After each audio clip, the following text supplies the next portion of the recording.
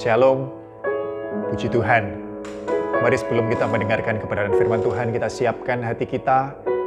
Kita naikkan pujian penyembahan kepada Tuhan, memberikan pengagungan bagi Dia yang layak dipuji, ditinggikan, diagungkan.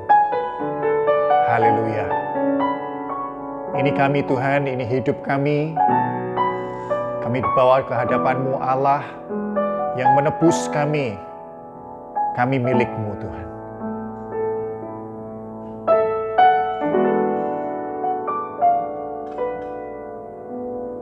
Tuhan, inilah hidupku.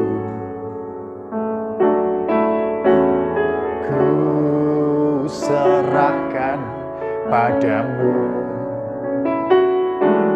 segala cita-citaku, masa depanku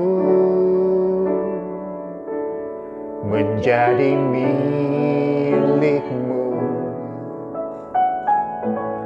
Jadikan kami terang-Mu di tengah kegelapan dunia. Di tengah kegelapan dunia, membawa bangsa-bangsa kepadamu. Tuhan, ini kerinduanku. Bagi-Mu Tuhan seluruh hidupku. Pakailah Tuhan bagi kemuliaan-Mu. Genapi seluruh rencana-Mu, sampai bumi penuh kemuliaan-Mu. Tuhan, ini hidup kami. Tuhan, inilah hidupku. Ku serahkan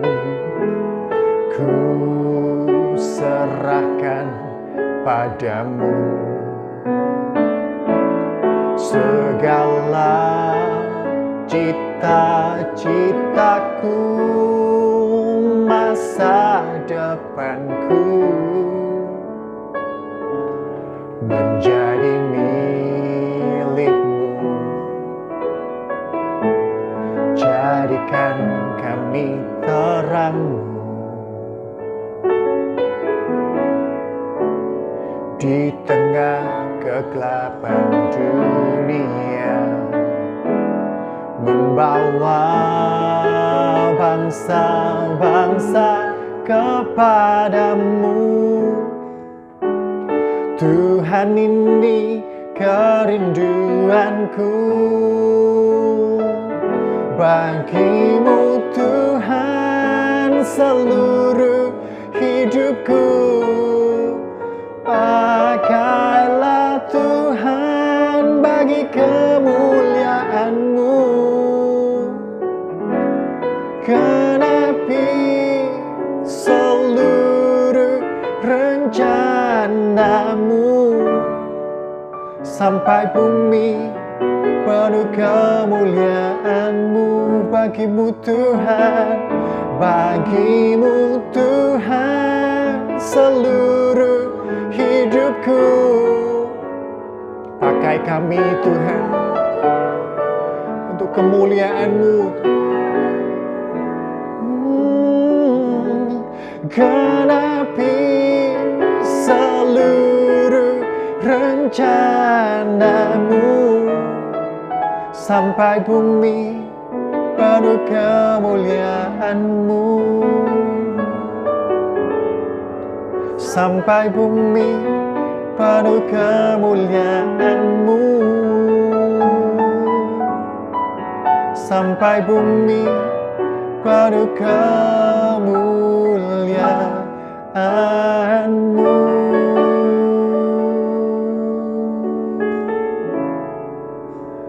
Pujilah nama-Mu. Kami Kami mau memuliakan-Mu selalu.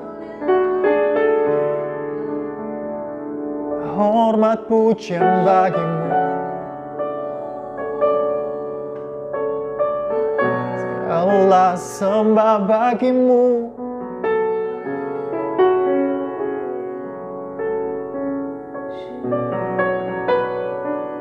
Kami milik-Mu Tuhan. Sudah dibayar lunas dengan darah-Mu. Biar kami hidup bukan lagi untuk kami, bukan lagi untuk diri kami Tuhan. Tapi kami mau kembalikan pada yang empunya hidup kami, pada yang pemilik hidup ini.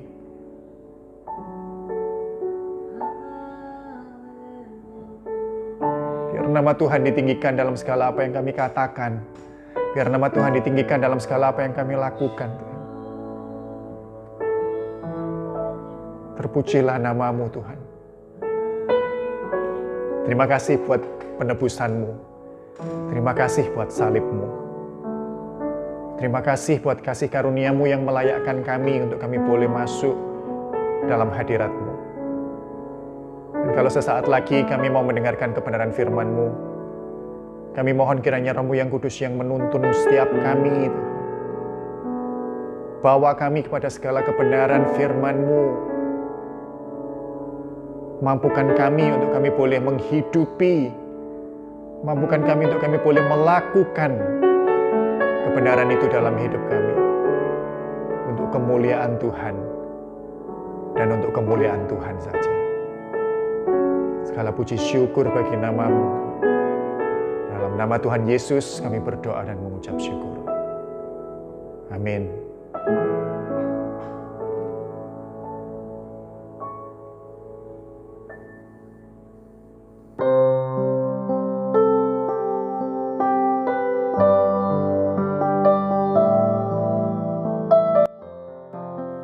Shalom, puji Tuhan. Mari kita buka bersama-sama dalam Efesus pasal yang ke-6. Kali ini kita sampai di ayat yang ke-15. Tapi mari kita baca bersama mulai ayat yang ke-13. Efesus pasal yang ke-6 kita baca ayat 13 sampai 15. Sebab itu ambillah seluruh perlengkapan senjata Allah, supaya kamu dapat mengadakan perlawanan pada hari yang jahat itu dan tetap berdiri sesudah kamu menyelesaikan segala sesuatu. Jadi berdirilah tegap, berikat pinggangkan kebenaran dan berbaju sirahkan keadilan. Ayat 15. Kakimu berkasutkan kerelaan untuk memberitakan Injil damai sejahtera. Sekarang kita sampai kepada perlengkapan rohani, perlengkapan peperangan rohani yang ketiga. Kita sudah belajar tentang ikat pinggang kebenaran yang membicarakan tentang kesiapan, komitmen, tanggung jawab untuk menyelesaikan tugas yang diberikan. Kita sudah berbicara minggu lalu tentang baju sirah keadilan, tentang kebenaran, tentang bagaimana kita bisa melawan serangan si jahat yang berusaha menyalahkan kita dan berkata kamu tidak benar, Allah tidak adil kalau kamu itu benar. Kita bisa berkata bahwa firman Tuhan memang ngomong kita tidak benar, tapi Allah membenarkan kita. Dan oleh sebab itu kelak kita layak kembali kepada Tuhan, kembali bertemu dengan Bapa, itu bukan karena usaha kita, tapi karena kasih karunia. Tapi selama kita hidup di dunia, kita diingatkan untuk kita terus melakukan kebaikan, supaya kita bisa membungkamkan mulut pendakwa-pendakwa yang berusaha menyalahkan kita, yang berkata menyerang kita dan berkata orang model seperti ini, protes sama Tuhan, orang model hidupnya seperti ini kok bisa masuk surga. Kita bisa membungkam segala serangan-serangan seperti itu dengan baju sirah keadilan. Allah tetap adil. Kita berdosa, kita masuk surga. Allah tetap adil. Kok bisa? Karena hukuman tetap ada, tapi yang menanggung bukan kita, tapi Yesus Kristus, anaknya yang tunggal. Dan oleh iman itu, kita diselamatkan. Itu baju sirah keadilan ya. Allah tetap Allah yang adil. Dan sekarang kita masuk ke perlengkapan senjata yang ketiga. Perlengkapan peperangan yang ketiga, yaitu kasut kerelaan untuk memberitakan Injil damai sejahtera. Karena kakimu berkasutkan. Kasut itu bahasa yang dalam bahasa Indonesia modern sudah saya rasa nggak pernah digunakan ya. Kalau sekarang kita ngomong kasut itu ya sepatu atau sandal gitu, sepatu lah. Kenakanlah sepatu. Sepatu apa yang di sini? Kalau kita ngomong sepatu di zaman yang sekarang, sepatu ini kaitannya erat sama fashion, sama mode, sama gaya. Ada banyak sepatu dan sebagian besar fungsinya, secara fungsi memang untuk melindungi kaki. Tapi dalam dunia mode akan muncul variasi yang begitu banyak untuk apa? Untuk keindahannya, untuk dilihat keindahannya, untuk dinilai penampilannya. Nah, dalam peperangan tentu kita sedang tidak membicarakan soal penampilan, kita membicarakan soal fungsi. Nah, pada zaman itu sepatu itu bukan seperti yang sepatu kita kenal sekarang seperti sneakers atau pantofel atau bahkan high heels ya, tidak mungkin ya. Sepatu pada waktu itu yang dipakai untuk berperang bukan sepatu boot, bukan sepatu yang menutup seluruh kaki sampai pergelangan kaki atau lebih, itu enggak ya. Jadi sepatunya itu modelnya seperti, kalau sekarang mungkin ngomongnya apa ya, klompen gitu ya, tapi dari bahan, bukan dari kayu. Jadi permukaannya itu bahkan ada kayak sepatu sepak bola gitu. Ada duri-durinya, ada spike-nya kalau sepatu sepak bola itu ya. Gunanya apa? Untuk dia bisa mencengkram, ada mencengkram tanah tempat dia berpijak supaya dia nggak gampang kepleset, dia nggak gampang didorong itu tergelincir gitu, enggak ya. Jadi dia seperti lempengan besi gitu dengan paku-paku di bawahnya, dan kemudian ada ikatan-ikatan yang melekatkan itu pada pergelangan kakinya. Itu kasut yang dipakai untuk berperang, gambarannya kurang lebih seperti itu. Fungsinya apa? Fungsinya yang jelas ya supaya kakinya terlindungi. Terlindungi dari apa? Dari berbagai material tajam, dari panas, dari hal-hal yang bisa menciderai kaki prajurit tersebut. Akan sangat disayangkan bukan jika seorang prajurit yang sebenarnya masih segar, masih bugar, masih bisa bertarung, masih bisa berperang, tapi kemudian tidak bisa berperang karena apa? Karena dia nginjak kerikil yang sangat tajam sehingga kakinya sobek, dia kakinya lecet-lecet yang parah gitu karena berjalan terlalu jauh tanpa pelindung. Nah, karena itu adalah suatu kewajiban untuk seorang prajurit yang berperang untuk mengenakan kasutnya.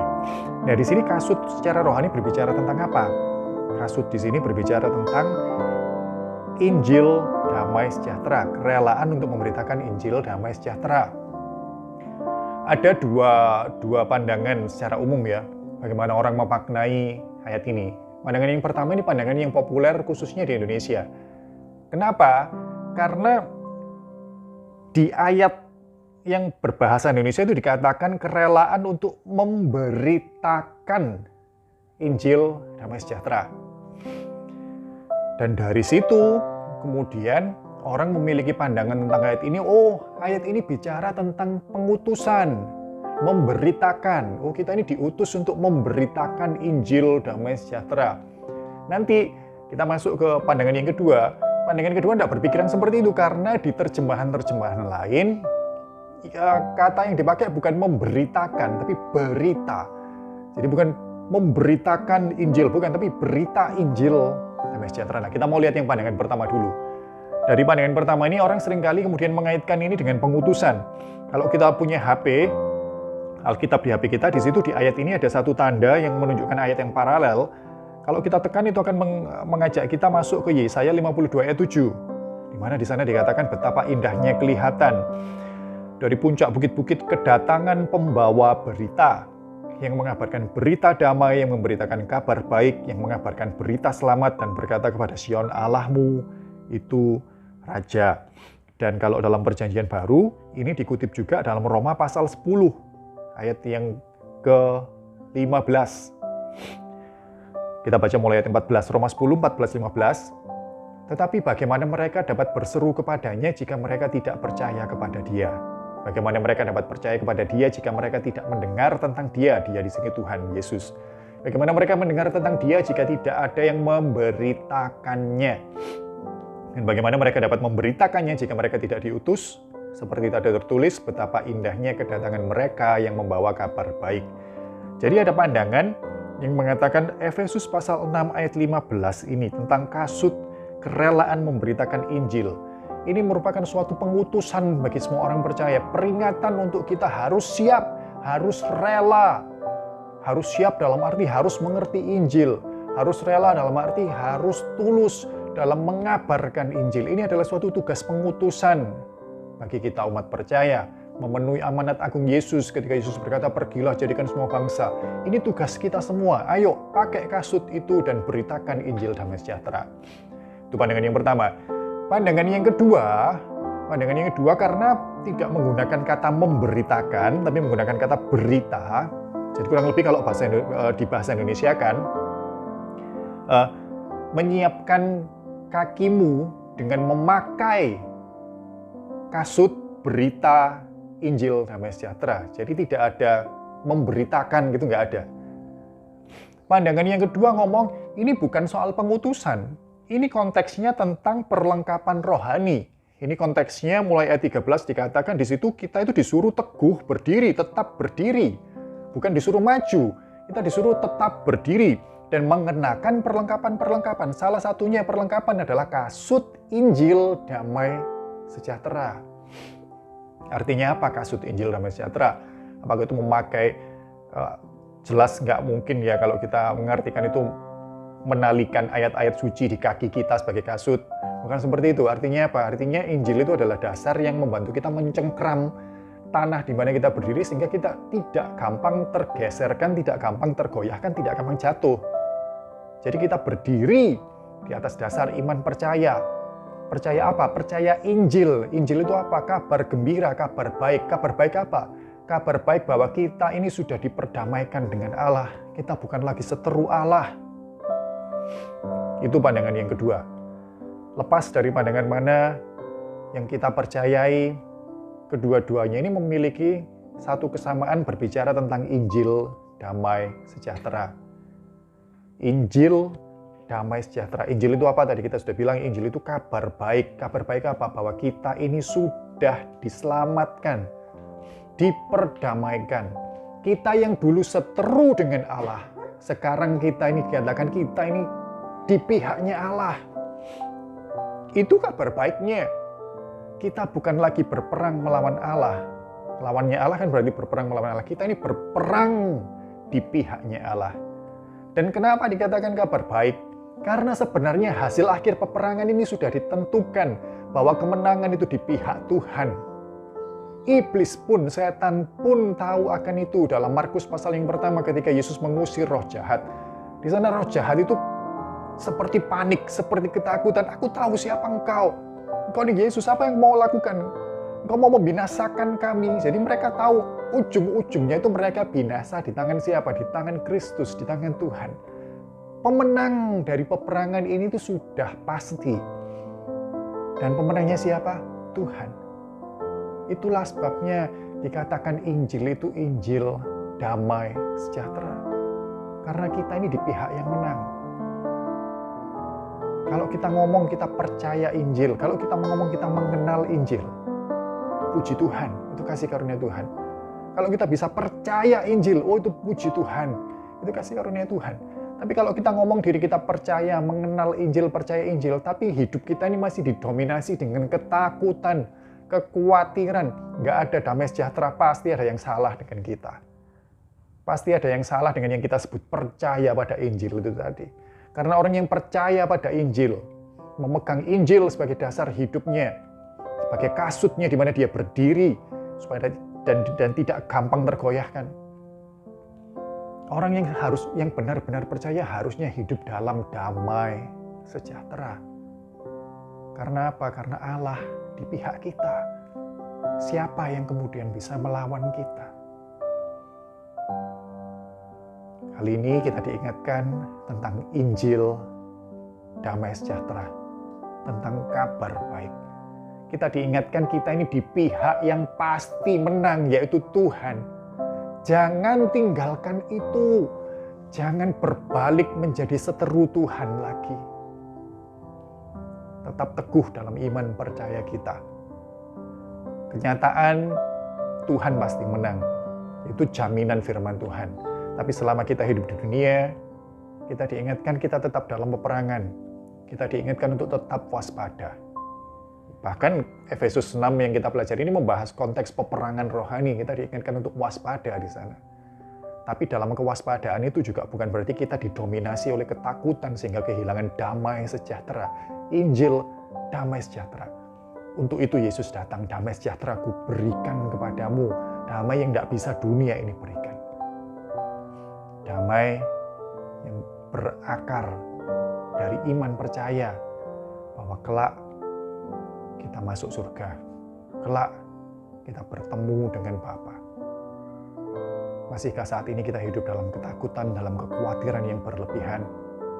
Sudahkah kita benar-benar percaya akan Injil itu, akan kabar baik itu?